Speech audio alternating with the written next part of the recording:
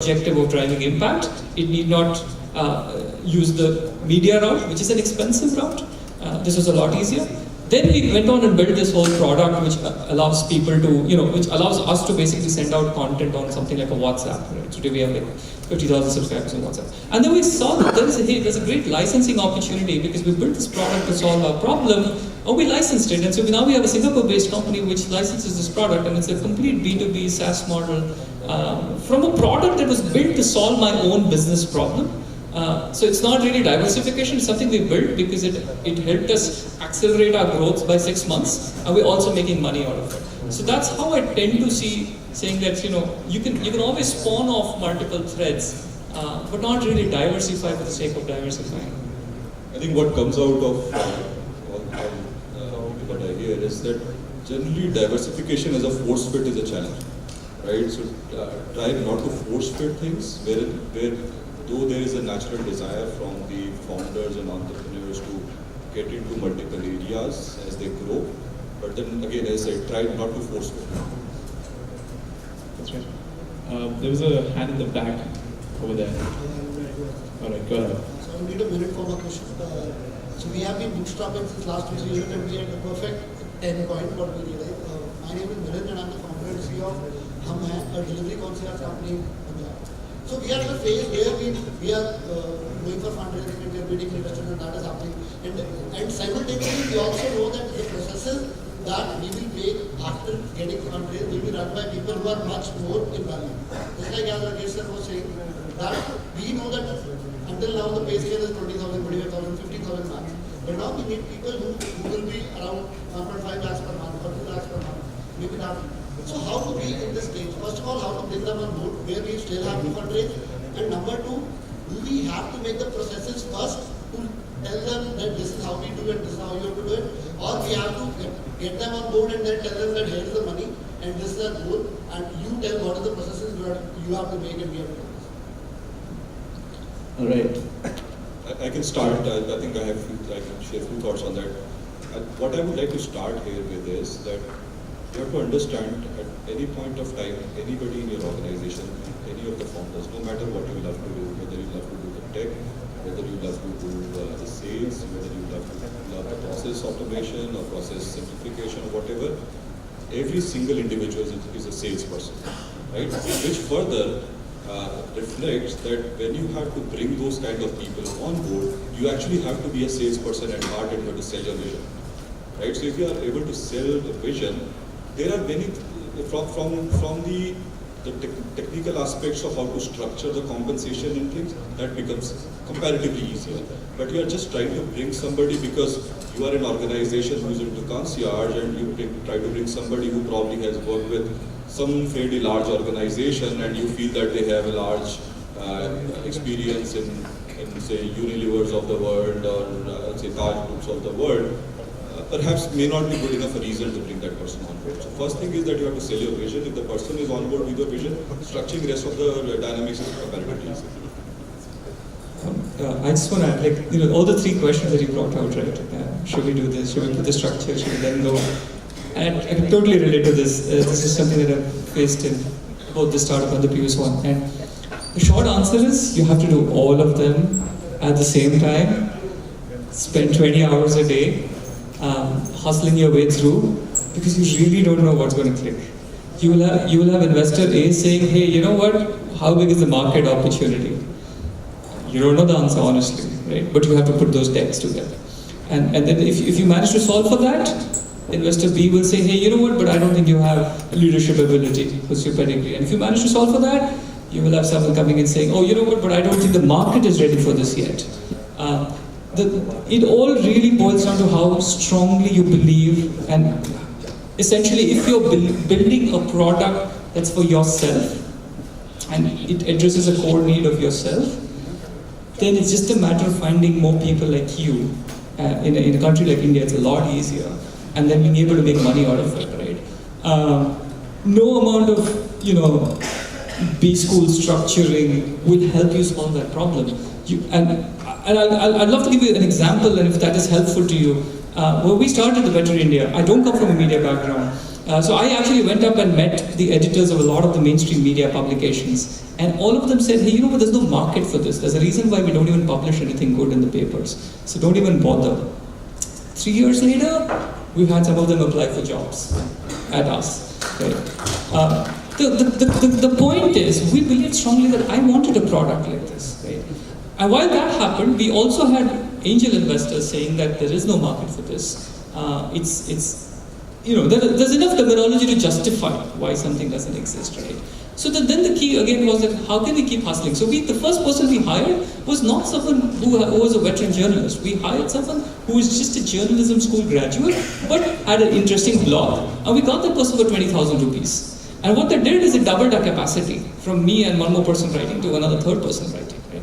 And we kind of scaled it up that way until we made sure that we also get some revenues, and then you keep carrying. And today, of course, we're able to hire people from mainstream journalism backgrounds who've done 10 years in the industry, and you bring all that wealth of experience. But when you're in this stage, just hustle it out, man. You will not know what will click, but you need to just be at it, throwing stuff out there. All right, ma'am, go ahead.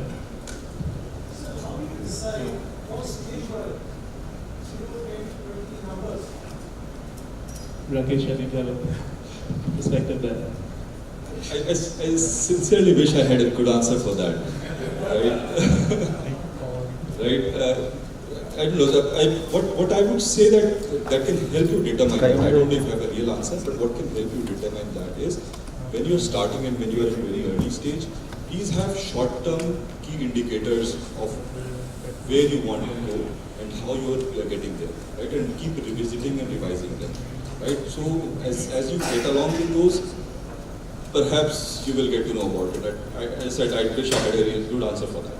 I don't know what these are. I can add to the thing. So when we were scaling, we had a competitor, right, that we were looking up to, right? We wanted to be them in our industry, right? And so we knew exactly how much revenue they were at, we knew exactly how many clients they had, we knew exactly what the average ticket size was, all of those metrics we had. And so for me, that was 100, right? Then everything was just a multiple and a proportion of that. There's no right answer, I think, to this question, but I think if you have some sort of a benchmark that you've set for yourself, which you should be revising, I think after every point, I think that could be a good way to sort of figure out exactly where you are in that scale. But ma'am, go ahead. Yeah, I have some questions related topic here that we have discussed here. That is, when you are from 10 to 100 and suddenly you just start raising your fund and you just come down from that 50%. I mean to say, when you are not satisfied with your growth and you have suddenly come back to that stage, then what startup and fundraising will support in that stage? And another question is whether in the health sector, health and beauty sector of women, if the products are also good, but still you are not able to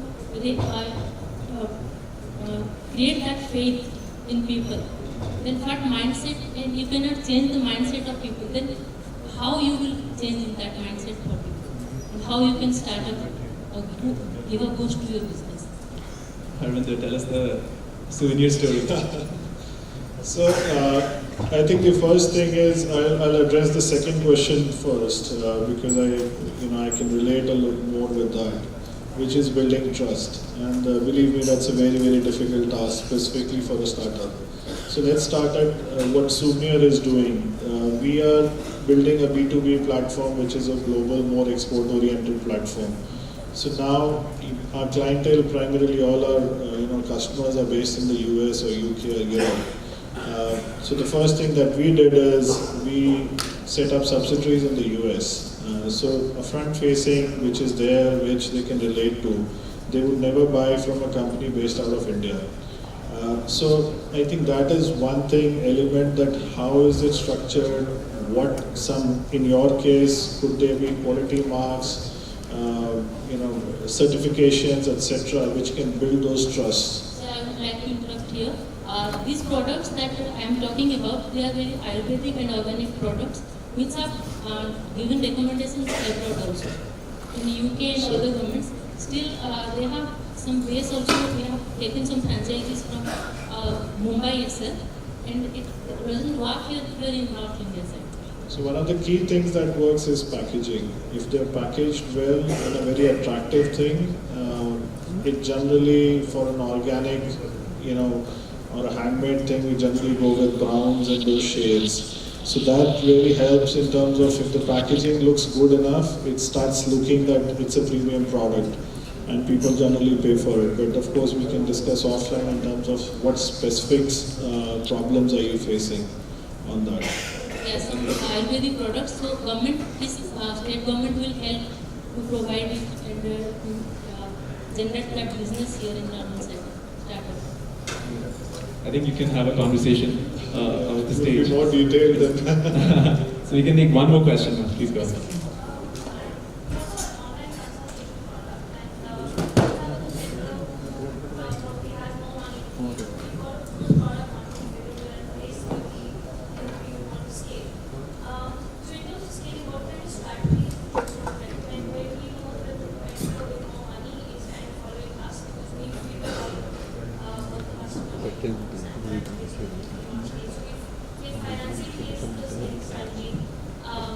Then, and we're already profitable, then would you recommend debt, equity, or, I mean, if you can just give your comments on scaling in a position like this. So are you asking whether you should raise money or not? Or are you asking what's the strategy to grow? Yes, what's the strategy to grow when, a competitor has far more cash to burn than you do? Got it. But the competitor's been following you in terms of how they're really targeting your customers because you've really figured out the product market fit. Right. And, yeah. Got it. So I think it's a great opportunity. It's a great position to be in because your competitor's already raised money, which means there's immense pressure for that competitor to return, start generating returns on that money. Sorry, just also want to add to that. They've, if they've also sort of poached your key product throw that in there, right? So, I think you're on the verge of an acquisition, actually. Right? That's your strategy right there. Just I think you're in a spot where most of the startups would want to be, right? You just have to think right now. Yeah. So I would really go berserk with customer service. I would actually send personalized photographs to those customers who signed up and with a thank you note. I would overdo the whole customer delight thing to the extent that a competition would not really kind of lay emphasis on. And that will become super critical for you to create that loyal audience, which will then help you grow through word of mouth. Because clearly, if you're going to play this game in the frame of money, that's not going to lead you anywhere. So you need to kind of really figure out what are your strengths. And I would say, making customer delight as the biggest strength hasn't hurt anybody in history. So it's just going all out and making sure that every customer is kind of really serviced well. So for instance, it's not one automated transaction email that goes after they finish the consult. It's actually you kind of, giving them a sort of a video log on how it went out. You hosting events, you having sort of in-house, every month you call all the people who take your consult, just call them for a free tea or coffee and just spending time with them, understanding them better, using them to help grow your network. I think by the time you realize you managed to grow this, you will really be far ahead in terms of brand recall, in terms of quality, than any other capital-infused startup. So hope that helps. I'll quickly add on to that. So please, without getting into the exacts of the business, because I'm still not sure how lucrative or interesting the business is for an investor to come in. But what is very important to understand that if it is about scaling, where the market is already established, it's proven, your competitor is doing good, following you have an established processes. What you have to understand that raising money is beyond raising money. An investor brings a lot of other values alongside the money. So there's no harm looking for it. You should look for it, and but look for the relation with the investor beyond the money. Do they bring the right contacts? Do they bring the right guidance that you would need? Do they bring the right kind of connections that will help you get there? So you have to find the right relationship with the investor. But then yes, money will definitely help in the space that you're in. So just, I have to cut you short here. I'm getting signals from down there. let's take this conversation off the stage and we can continue chatting. We're all here, I think, for a few more minutes. And so we're happy to chat with anyone outside as well. So thanks to the panelists. Thanks so much, guys, for taking the time out and sharing your stories so honestly. One thing, if you guys can take from this panel, is this entire metaphor of 0 to 100. And so every time you reach a certain milestone, reach a certain stage, you can tell yourself, now I'm at 20, I'm at 30, I'm at 40. So you have something to sort of benchmark your performance against every day. So thanks everyone once again, and thank you, audience. Thanks. Thanks. And before you leave, so we have got something for you. No surprises actually, because everyone is getting it. But yeah, thanks. I mean, wonderful.